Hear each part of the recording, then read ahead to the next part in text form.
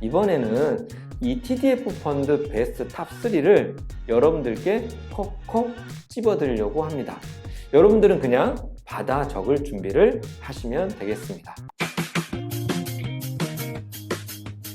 네, 안녕하세요. 젤리파파입니다. 이번 영상은요, 지난 TDF 펀드 기본 설명에 이어서 펀드를 잘 선택하는 방법에 대해서 말씀을 드려보려고 합니다.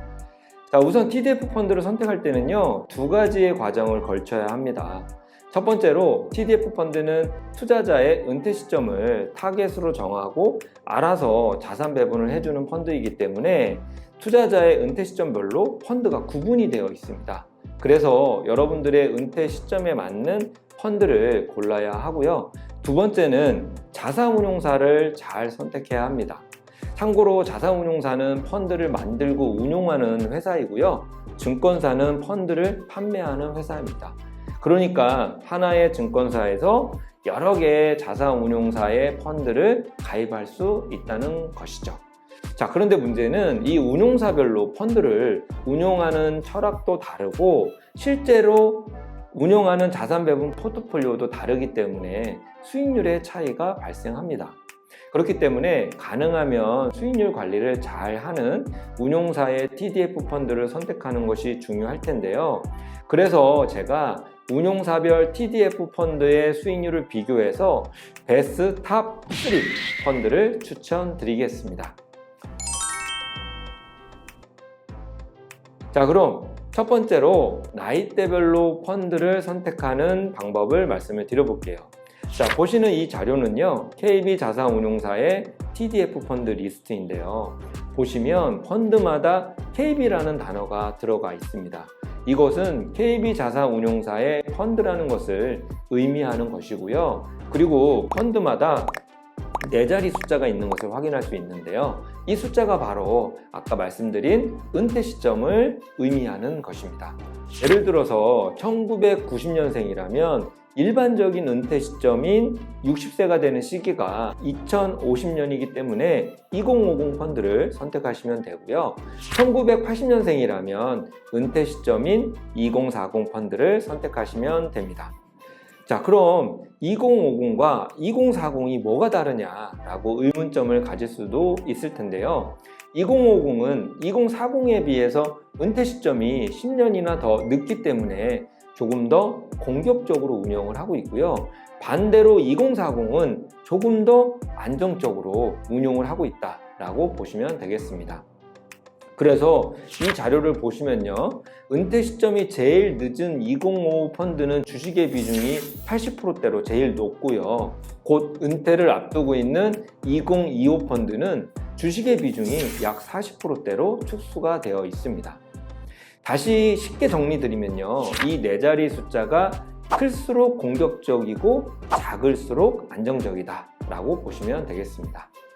자, 그런데요, 만약 2040이 적합한 분인데 나는 조금 더 공격적으로 운용을 하고 싶다, 이럴 수도 있겠죠. 이럴 때는 그냥 2050 펀드를 선택해서 가입하셔도 전혀 문제는 없습니다. 이것은 그냥 투자자의 선택사항인 거지 운용사의 강제사항은 아니니까요.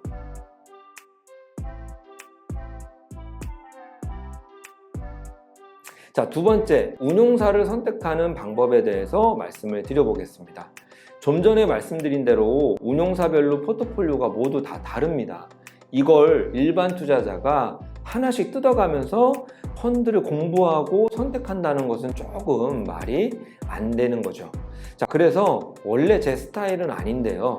이번에는 이 TDF 펀드 베스트 탑 3를 여러분들께 콕콕 집어드리려고 합니다.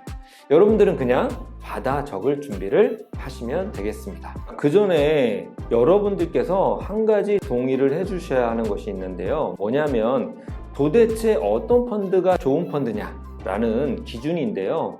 예를 들어서 특정 기간에만 수익률이 아주 좋았던 펀드가 좋은 펀드냐, 아니면 다른 펀드보다 수익률은 안 좋지만 아주 안정적인 펀드가 좋은 펀드냐, 여러분들은 어떻게 생각하시나요?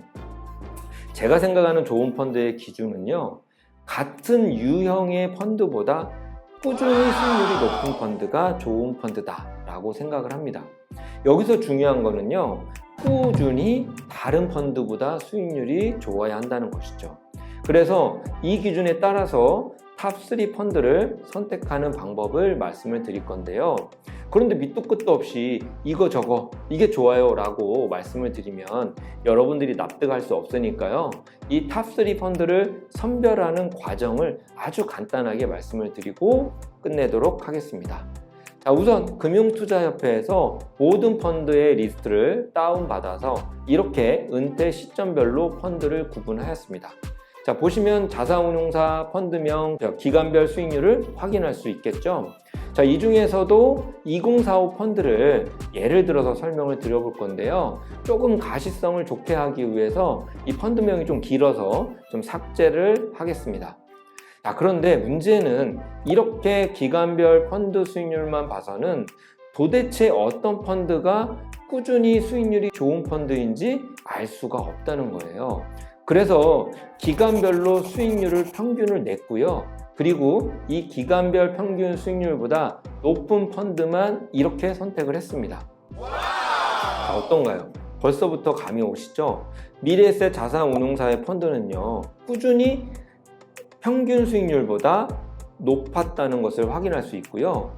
그리고 교보학사의 경우에는 한 번도 평균 수익률보다 높았던 적이 없습니다. 자, 그래서 이걸 은퇴 시점별로 깔끔하게 다시 정리를 해보니까 이렇게 탑3 펀드가 나옵니다. 자, 미래에셋 자산운용사의 펀드가 은퇴 시점별로 가장 많이 평균 수익률을 초과했고요. 그리고 2위가 한국투자신탁운용, 3위가 삼성과 하나자산운용사였습니다. 자, 이렇게 보니까 어렵지 않고 깔끔하게 선택할 수 있으시겠죠? 자, 지금까지 TDF 펀드 추천에 대해서 말씀을 드렸습니다. 모든 투자의 책임은 투자자 본인에게 있고요. 과거의 수익률이 미래의 수익을 보장하지 않는다는 것도 잘 아시죠? 어디까지나 제 개인적인 의견이니까 참고만 해주시기를 바랍니다. 자, 제 영상이 도움이 되셨다면요, 구독과 좋아요 부탁드리고요. 이 영상은 여기서 끝!